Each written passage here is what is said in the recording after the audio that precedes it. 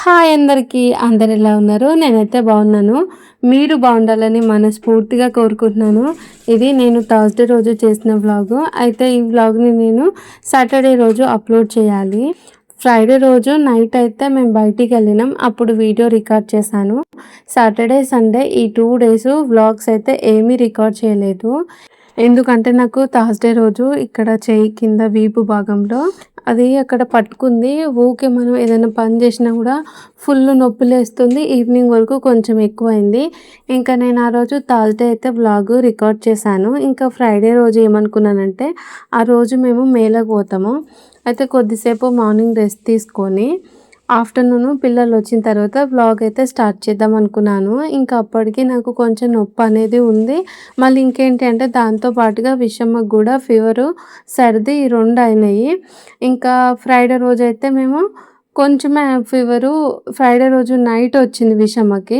ఆ రోజు ఇంకా నేను డే టైంలో వ్లాగ్ ఏం రికార్డ్ చేయలేదు. కానీ మేళకు పోయినప్పుడు వ్లాగ్ అయితే రికార్డ్ చేశాను. మేళకు పోయి వచ్చేసరికి ఇంకా నైట్ అయితే 10 అయింది. ఇంట్లో పనులు అన్నీ చేసి పడుకునేసరికి 11 అట్లా అయింది. ఇంకా లేట్ నైట్ స్లీప్ అయింది. ఇంకా అందుకే ఆ రోజు నేను ఎడిట్ చేసి సాటర్డే రోజు వీడియో అయితే అప్లోడ్ చేయలేదు. కానీ అప్పటికి కొంచెం హెల్త్ అనేది అంత మంచిగా ఏం లేదు. నొప్పులుంది బాడీ మొత్తము. నాకు ఏదైనా సరే కొంచెం ఎక్కువగా ఉంటేనే రెస్ట్ తీసుకుంటాను. తక్కువగా ఉంటే అన్ని పనులు వీడియోస్ కూడా చేసుకుంటాను. దాంతో పాటుగా విషమ్మకు కూడా జ్వరం వచ్చేసరికి 2 డేస్ తనైతే లేవలేదు. అంటే మరీ ఒక మూలకు కూర్చునేంత జ్వరం కాదు, ఆడుకుంటుంది. కానీ జ్వరము, సర్ది అదైతే ఉంది. కొంచెం అన్నం కూడా సరిగ్గా తినలేదు. నాకు హెల్త్ బాలేదు, తనకి హెల్త్ బాలేదు. ఈ టైంలో మళ్ళీ పిల్లల్ని పట్టించుకోకుండా వీడియోస్ పెట్టుకొని బిజీగా ఉండలేనని చెప్పేసి సండే, సాటర్డే 2 డేస్ అయితే వీడియోస్ అప్లోడ్ చేయలేదు. ఇంకా ఇదైతే థర్స్‌డే రోజు చేసిన వ్లాగ్ కదా! ఇప్పుడైతే అప్లోడ్ చేస్తున్నాను. మళ్ళీ ఈ 3 డేస్ రికార్డింగ్స్ ఏం పెట్టుకోలే అని చెప్పినా కదా! మేళకు పోయినాము ఫ్రైడే రోజు. ఆ రోజు ఒక కొంచెము వీడియో అయితే రికార్డ్ చేశాను. అదొక 5 మినిట్స్ వస్తదేమో. మళ్ళీ మండే రోజు రికార్డ్ చేసిన వీడియోస్ ఉంటాయి కదా! అది ఇది కలిపి ట్యూస్‌డే రోజైతే వీడియో పెట్టేస్తాను. థర్స్‌డే రోజైతే మార్నింగ్ అస్సలు లేవలేకపోయినా, అయినా కూడా పొద్దున్న అయితే లేసాను. టిఫిన్ అయితే పొటాటో రైస్ చేస్తున్నాను. నిన్న వండిన అన్నం అయితే మిగిలిపోయింది. ఇంకా ఎక్కువగా మిగిలిపోయిందని చెప్పేసి పిల్లలకేమో పొటాటో రైస్, మా సార్‌కేమో జావా చేస్తున్నా. పొటాటో రైస్ కూడా అయిపోయింది. నేను ఆలుగడ్డలు కట్ చేసి అవి ఫ్రై అయ్యే లోపల బయట అయితే ఊకేసి వచ్చి బాక్స్ అయితే పెడుతున్నాను. ఇంకా మా సార్‌కి ఆ టిఫిన్‌లో పోపేయలేదు. ఇంకా నేనైతే ఇప్పుడు వామ్ వాటర్ అయితే తాగుతున్నాను. నేను రోజు పొద్దుగాల లేవగానే ఆ గ్లాస్ నిండా వామ్ వాటర్ అయితే తాగుతాను. కొన్ని సార్లు తాగడం అటు ఇటు అవుతుంది. కొన్నిసార్లు ఎట్లా అంటే ఇప్పుడు టిఫిన్ హడావిడి లేదనుకో, పొద్దున్న లేవంగానే ఫస్ట్ వామ్ వాటర్ తాగినాకనే టిఫిన్ పని స్టార్ట్ చేస్తా. కొన్నిసార్లనేమో అరే 10-15 మినిట్స్ లేట్ అవుతుంది అనంగా ఉంటే టిఫిన్ అంతా చేసినాక అయితే వామ్ వాటర్ తాగేస్తాను. ఇక పొద్దున 5 గంటలకు లేచి ఇంట్లో పని అంతా చేసుకొని టిఫిన్ అంతా కంప్లీట్ అయ్యేసరికి 6:30 అయింది. 6:30 కాగానే నేనైతే పిల్లల్ని నిద్రలేపి వాళ్ళని అయితే రెడీ చేస్తాను స్కూల్‌కి. ఇంకా మా సార్ కూడా అప్పుడే లేస్తుండు. ఇంతకు ముందుకేమో కొంచెం పొద్దున్నే లేసేవారు. మొన్నటిదాకా 6, ఆ తర్వాత ఇంతకు ముందుకేమో 5:30 అట్లా. ఇప్పుడేమో 6:30కి వచ్చింది మా సార్ లేవడము. ఇక వాళ్ళనైతే నిద్ర లేపాను కదా! మా సార్ ఫ్రెష్ అప్ అయ్యేలోపు నేను కూడా పిల్లలిద్దరిని రెడీ చేస్తాను. ఇక నిన్న మా సార్ అయితే బనానా తీసుకొని వచ్చిండు. నేను ఇంట్లో ఫ్రూట్స్ అయితే తక్కువగా చూపిస్తాను కదా మీకు. మా ఇంట్లో ఇప్పుడు బనానా, యాపిల్ అయితే ఉండనే ఉంటుంది. కాకపోతే ఏంటి అంటే ఈ బనానా తినేది పలానా టైం అన్నట్టుగా ఉండదు. పిల్లలు మార్నింగ్ అయితే స్కూల్‌కి రెడీ అయినప్పుడు ఒక బనానా, బాదం అదే బాదమ్స్ ఉంటాయి కదా, ఆల్మండ్స్, అవి ఒక 4, 5 అయితే తింటారు. తిన్న తర్వాతనే టిఫిన్ తిని స్కూల్‌కెళ్తారు. సో నేనేంటంటే కన్నయ్య బ్రష్ చేసుకోగానే అవి తింటూ ఉంటారు. నేను అప్పుడు విషమ్మని రెడీ చేస్తుంటాను కాబట్టి ఇదంతా నేను చూయించను. కానీ యాపిల్స్, బనానా అయితే ఉంటాయి. మళ్ళీ అప్పుడప్పుడు ప్రొమోగ్రనేట్ ఇవన్నీ ఉంటాయి. అయితే పిల్లలు ఏం చేస్తారంటే మార్నింగ్ ఖచ్చితంగా ఎంప్టీ స్టమక్‌లో బనానా అయితే తినిపోతారు. మళ్ళీ ఈవినింగ్ టైంలో విషమ యాపిల్, ప్రొమోగ్రనేట్, ఆరెంజ్ ఇవైతే తింటది. కానీ అప్పుడు కూడా కన్నయ్య బనానానే తింటాడు. కానీ పిల్లలకి మేము ఫ్రూట్స్ ఇస్తాము. చాలామంది ఏమనుకుంటారంటే నేను వ్లాగ్‌లో చూపించాను కాబట్టి మేము పిల్లలకి అస్సలే ఫ్రూట్స్ పెట్టమనుకుంటారు కదా! అట్లేం కాదు. ఇంకా విషమని కన్నయ్యని స్కూల్‌కి అయితే పంపించేశాను. హాయ్. ఇక కన్నయ్యనైతే స్కూల్లో దించేసి వచ్చిన. మళ్ళీ డ్యూటీ జాయిన్ అవ్వాలి అని చెప్పేసి కిచెన్లోకి అయితే వచ్చేసాను. టైం అయితే 9 అవుతుంది. నేను కన్నయ్యని దించి మేడంతో మాట్లాడి వచ్చేసరికి 8:40 అయింది. తర్వాత 20 మినిట్స్ మా పక్కన ఆంటీ అయితే తను ఊరు నుంచి వచ్చిందంట. తను కొద్దిసేపు మాట్లాడింది. ఇంకా డైరెక్ట్గా తనతో మాట్లాడి కిచెన్లోకి వచ్చేసాను. అట్లనే వాషింగ్ మిషన్లో వాటర్ అయితే పెట్టిన. ఈరోజు అయితే ఈ డ్యూటీ చేసే ఇంట్రెస్ట్ అస్సలు లేదు. ఎట్లా అంటే పని చేయాలనిపిస్తలేదని కాదు, చేతన అయితే లేదు. కాలాన్ని బాగా నొప్పులు పెట్టినాయి. మెయిన్గా ఏంటి అంటే ఇక్కడ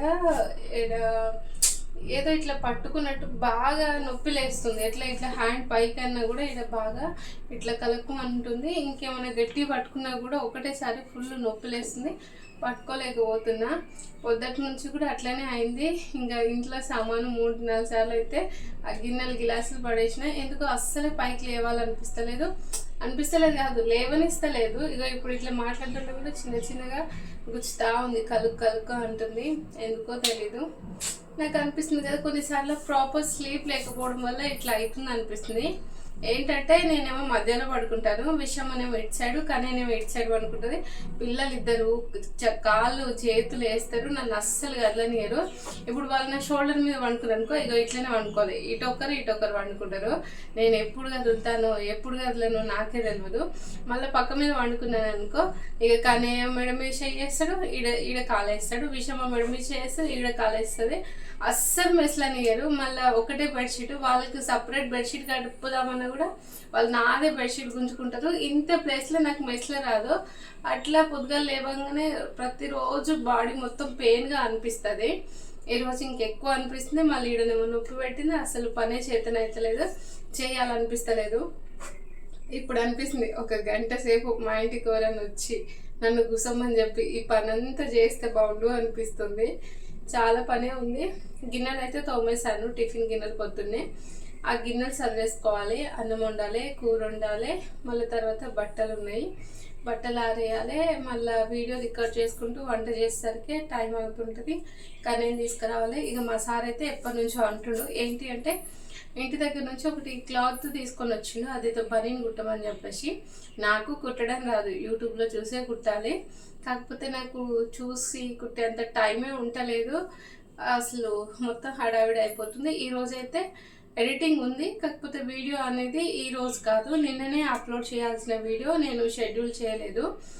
అయితే నిన్న నెట్ రాలేదు సరిగ్గా. అప్లోడ్ చేసేటప్పుడు నేను ఏం చేస్తానంటే షెడ్యూల్ ఏ టైంకి ఉంటే ఆ టైంకి రేపటి టైంకి ఉంటే చూసి పెట్టేస్తాను. ఎందుకంటే చెక్కింగ్స్ అవన్నీ అప్లోడ్ అయినాక నేను టైం మారుద్దామని చెప్పేసి. నిన్న కూడా అట్లనే అయితే అది 13th రోజు నైట్ 12కి షెడ్యూల్ అయి ఉన్నట్టుంది. అది నిన్న రిలీజ్ అయింది రాత్రి. మళ్ళీ పొద్దుగా లేచి ప్రైవేట్లో పెట్టిన. మళ్ళీ షెడ్యూల్ అయితే ఈరోజు ఈవినింగ్ 4 o'clock అయితే చేస్తాను. వంట చేసే ఓపిక లేదు, కానీ చేయాలి. నేను థర్స్డే రోజు రెస్ట్ తీసుకుంటే ఫ్రైడే రోజు ఈ నొప్పి అంతా ఎక్కువ కాకుండా ఉండేది. ఆ రోజు కూడా వీడియోస్ రికార్డ్ చేసుకునేదాన్ని.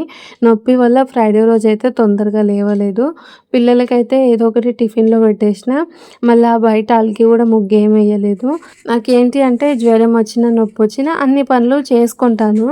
కానీ ఎప్పుడైతే అవి ఎక్కువగా ఉన్నాయో, ఎక్కువ అనిపిస్తే నేనైతే ఆ రోజు ఇంట్లో పనులు చేసుకుంటాను, కానీ ఎక్కువ స్ట్రెస్ అయితే తీసుకోలేను. అయితే నిన్న నైట్ అన్నం మిగిలిపోయింది. అలాగే నిన్న సోరకాయ శనగపప్పు కూర అయితే వండిన. దాంట్లో కొంచెం కారం ఎక్కువ అయింది. పిల్లలు తిన్నారు కానీ కూర అంత ఎక్కువగా తినలేదు.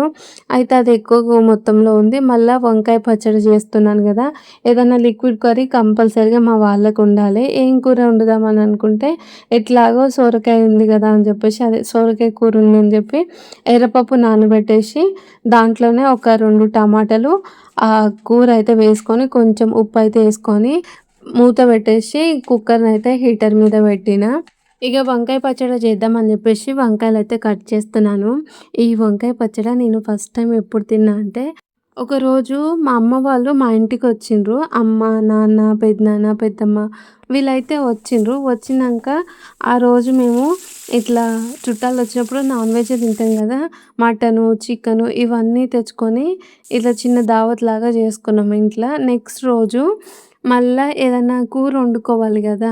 అయితే నేను అంతా నాన్ వెజ్ తినేసరికి మళ్ళీ ఈరోజు నాన్ వెజ్ ఎవరు తినరని చెప్పేసి ఏదైనా కూర వండుదామని అక్క వాళ్ళైతే వండుతున్నారు. అప్పుడేంటి అంటే ఏవేవో కూరలు వండిర్రు. నాకైతే గుర్తులేదు.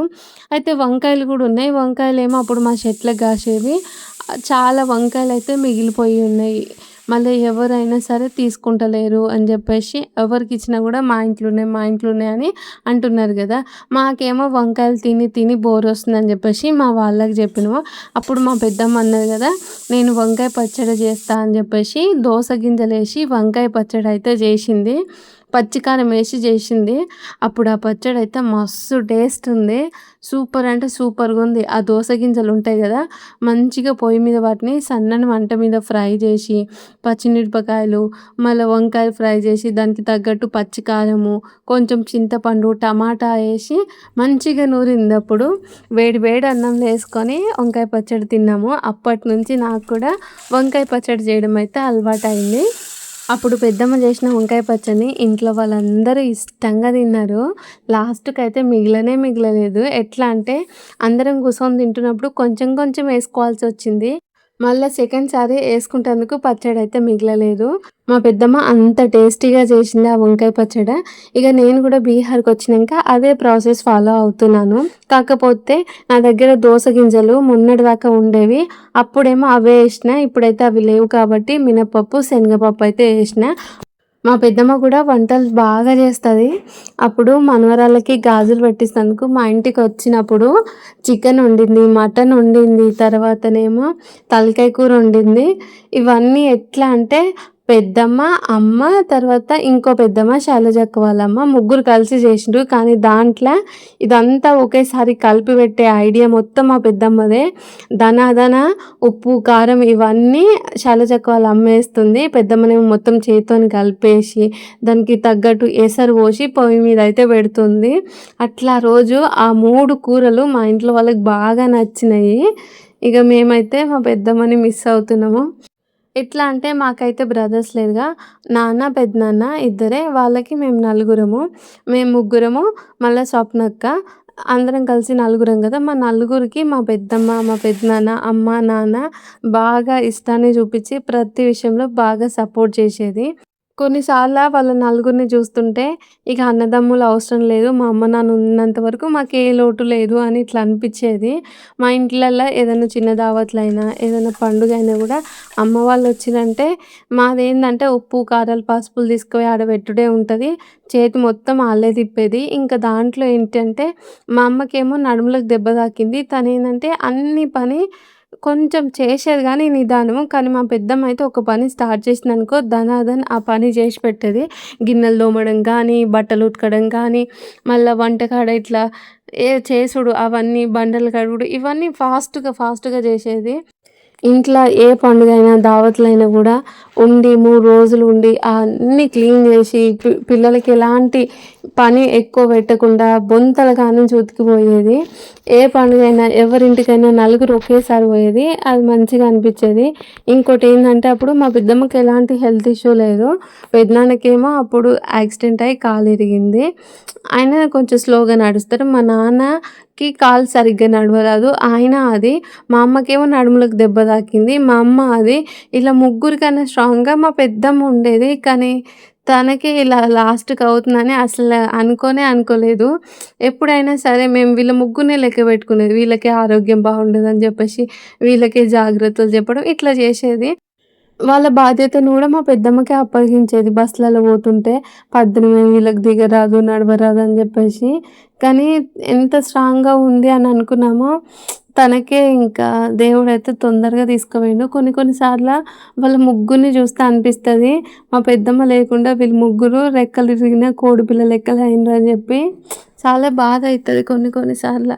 దేవుడేందంటే మనకు నచ్చిన వాళ్ళని, మనకు సపోర్ట్‌గా ఉండే వాళ్ళని తీసుకెళ్తూ ఉంటారు.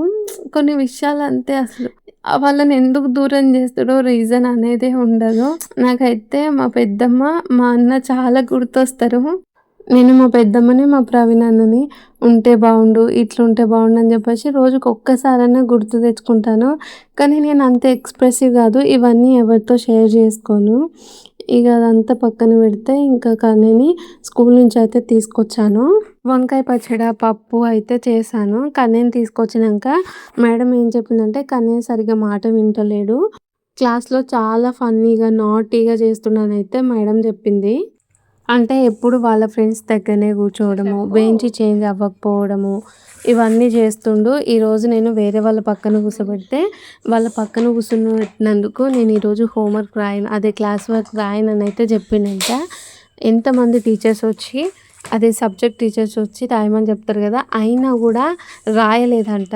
నాకేందంటే తను వాళ్ళ మాట వినాలి కదా, మేడం ఒక్కరు చెప్తే వినలేదంటే ఓకే, కానీ ఇద్దరు ముగ్గురు చెప్పినాక కూడా అదే మొండు పట్టుతోని ఉన్నాడు కదా రాయకుండా. అది నాకు బాగా కోపం వచ్చింది. ఇంటికి రాగానే ఫస్ట్ 2 దెబ్బలు అయితే కొట్టిన. అసలు ఎందుకు ఇట్లా చేస్తున్నావు, ఒక్క మేడం కంటే ఒక్క మేడంకి కూడా నువ్వు భయపడవా, నీకు భయం అనేదే లేదా అని చెప్పేసి కొట్టిన. కొట్టిన తర్వాత ఇంకా క్లాస్ వర్క్లో మేడం హోంవర్క్ ఇస్తుంది కదా, ఆ 2 అయితే కంప్లీట్ చేపిస్తున్నాను. అయితే వీడియో ఆన్ చేశాను కదా, అందుకే వీడియోలో బ్యాక్గ్రౌండ్లో ఇట్లా చేసిన కన్నయ్య అని చెప్పిన. అందుకే ఇంకా లేచి అక్కడి నుంచి వెళ్ళి ఆ టీవీ రూమ్ దగ్గర కూర్చొని అయితే కంప్లీట్ చేసుకుండు.